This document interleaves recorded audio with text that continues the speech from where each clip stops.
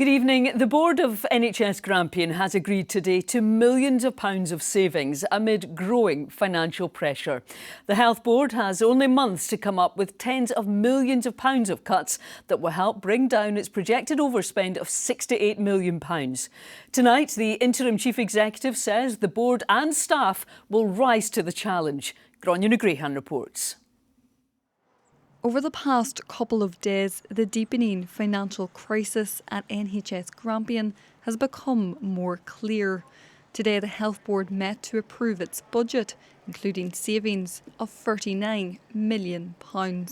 We need to work really hard with all of our staff and with members of the community to establish over the next 2 months what we can do differently. We're going to rise to the challenge, we're going to see what we can do, and then we'll work with our board and obviously with government to see what we can deliver to try and reach that financial balance. The Health Board has blamed a number of factors for the pressures. They say an ageing population is placing further demands on services, and difficulty recruiting has led to rising costs. They've also had to bail out local integrated joint boards who are responsible for social care as their budgets soar too. The Scottish Government, though, has given the Health Board a 3% increase, but the board believes this won't stretch far enough, something the Health Secretary today has pushed back on. Patients in Grampian should be clear. Government is providing the financial support this year. We're also providing the practical support in terms of how they can put in place a recovery programme, and so patients can be confident that they'll continue to see performance improvements happening alongside the financial improvements we need to see. Millions of pounds will now need to be saved in order for the Health Board to meet the deficit target of £45 million set by the Scottish Government. Some areas being considered include reducing the number of agency and temporary staff and a cut in overtime. Unions say while NHS jobs will be protected, they're concerned about the impact savings could have on services. Savings come from small bits here and there.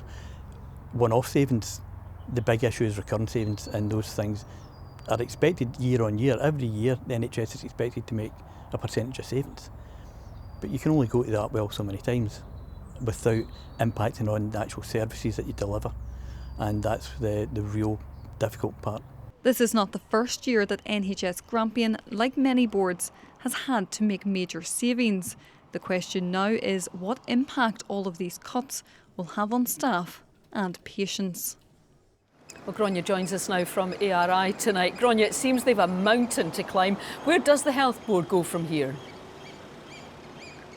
Well, as we know already, the Health Board will need to submit a plan to reduce that forecast financial gap by the 7th of November. And of course, a number of savings are being considered, but tough decisions will be needed now. Now, back in November, a critical incident was declared by NHS Grampian, which saw ambulances diverted to other hospitals. So the Health Board has been dealing with both financial pressures, but pressures from patient numbers too. And of course, tonight, that pressure doesn't look set to ease any time soon. Thanks for that, Gráinne.